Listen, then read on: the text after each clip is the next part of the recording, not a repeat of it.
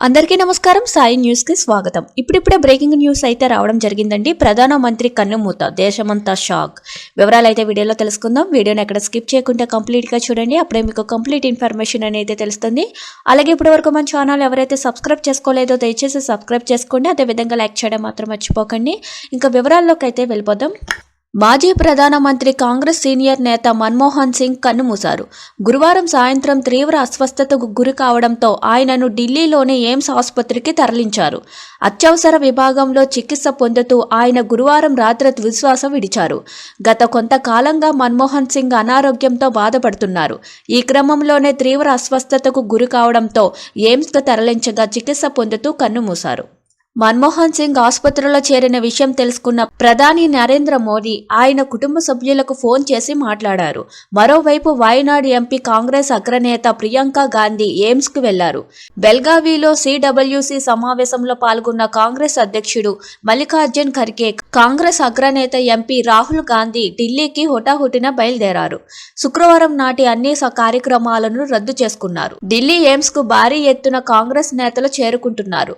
ఆసుపత్రి వద్ద పెద్ద మొత్తంలో బలగాలు మోహరించాయి. తొలుత భారత ఆర్థిక మంత్రిగా పనిచేసిన మన్మోహన్ సింగ్ ఆ తర్వాత 10 ఏళ్ల పాటు ప్రధానిగా సేవలందించారు. దేశంలో సుదీర్ఘ కాలంగా పనిచేసిన ప్రధాన మంత్రుల్లో ఒకరిగా మన్మోహన్ సింగ్ నిలిచారు.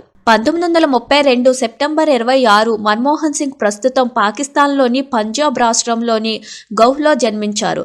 ఆక్స్ఫర్డ్ యూనివర్సిటీ నుంచి ఎకనామిక్స్లోని డాక్టరేట్ పొందారు. కేంబ్రిడ్జ్ నుంచి పీజీ పట్టా పొందారు. ప్లానింగ్ కమిషన్ చీఫ్ గా, ఎకనామిక్ అడ్వైజర్ గా భారత ప్రభుత్వంలో కీలక పదవుల్లో పనిచేశారు. 1991లో తొలిసారి మన్మోహన్ రాజ్యసభకు ఎన్నికయ్యారు. ఆ తర్వాత 10 ఏళ్ల అసోం నుంచి రాజ్యసభకు ఎన్నికయ్యారు. 1991, 1996 వరకు అప్పటి ప్రధాని పివి నరసింహారావు మంత్రివర్గంలో ఆర్థిక మంత్రిగా పనిచేశారు. మన్మోహన్ సింగ్ తొలి సిక్కు ఆర్థిక మంత్రిగా ఆయన రికార్డులోకి ఎక్కారు.